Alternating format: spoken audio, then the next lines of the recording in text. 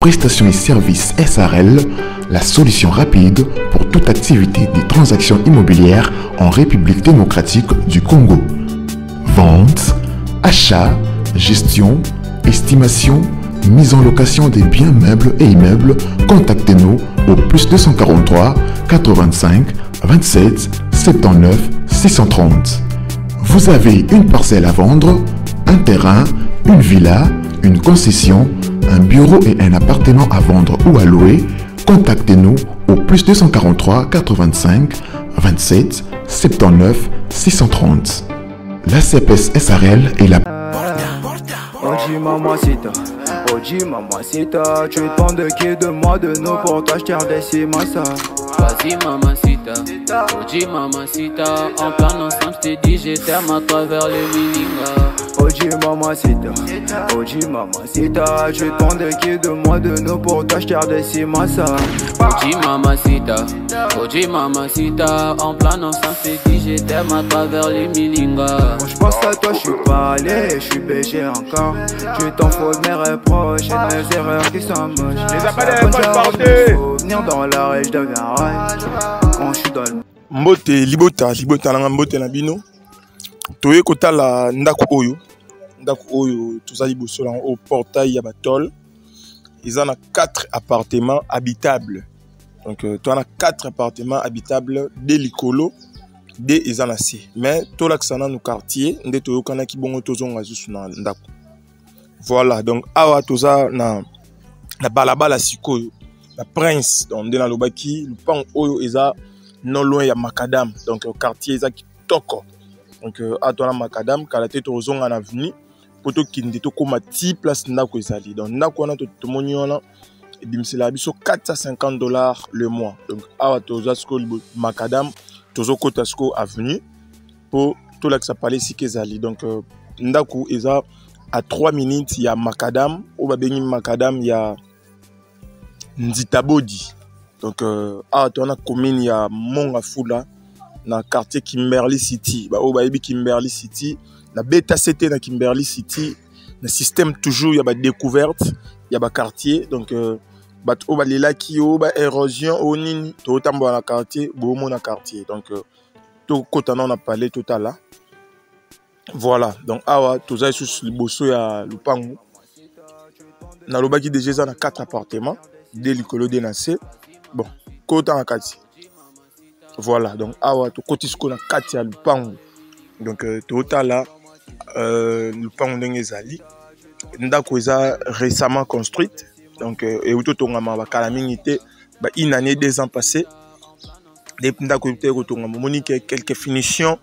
Il y a moi Mickey ezali et sengaki peut-être il fallait ça les mais tout déjà bazan la kati ba fandaka donc maramuto za kitoko courant kitoko mai kitoko donc herbe mona ba ma benda ba canal plus likolo c'est que courant ça bien mai za kitoko donc au beau mona na gauche na biso oyo place kit bleu ezali eza appartement ya chambre salon beau mona niveau ya carreau basala donc carreau moko ya propre na séparateur entre ba voisins yango ezali donc parler vraiment etongami na ba norme ya bien bon na ndenge ya C toza na 2 appartements ya 2 chambres salon place ba couche ezali eza 2 chambres salon simple.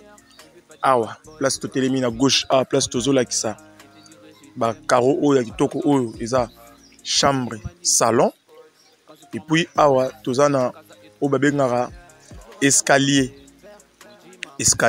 pona mata likolo na bandako ya likolo escalier yango oyo ezali donc o matimba moko ti likolo to mata likolo to ko expliquer a to pesa nanu briefing donc image générale. Il y a ndako ndenge ezaleli donc le pango aza 10 mètres sur 16 hein, 10 mètres de largeur 16 mètres de longueur eza en étage. Voilà donc à to pusani to laksa bota la niveau ya construction carrelage bota la courant to na courant prépayé donc que l'objet ya courant yango yo na ba installation nyonso ba tuyau wa minene bo mona ya ba tuyau ya mai donc mai vanda na lupango te mai bimaka direct libanda donc awa sikoyo tolinga to expliquer to expliciter bandako yango ndenge ezali donc awa liboso na biso to na 2 chambres salon simple oyo bafutaka $120 oyo bafutaka $120 donc ils ont 2 chambres salon simple $120 voilà to pusani yami balé oyo ils ont chambre salon simple place kit ya bleu na biso oyo ezali chambre salon simple bafutaka yango $80 oyo bafutaka $80 ils ont chambre salon simple mais ils ont un plafond et un carreau donc très très propre. Et puis to matalikolo na ba escalier ndena lobaki toujours to matalikolo bozwa pemba moko espace ya omona quartier ndenge ezali ndenge ba voisin bazali donc osomba ovanda na banani donc matalikolo voilà donc appartement likolo eza des appartements ya liboso o tozo poussana o eza liboso na biso oyo eza appartement ya 2 chambres salon cuisine 2 salles de bain donc na chaque chambre ils ont une salle de bain na yango bafutaka yango $200 bafutaka yango $200 donc et puis voilà donc bafutaka yango $200 awa tozotala na quartier moni ba voisin de bazali ba oyo balobaka monga fula érosion. Oui, monga fula ezara na ba érosion, mais il y a des monga fula et des monga fula. Donc to lobaka na bino que to salara toujours ba découverte ya ba quartier yango.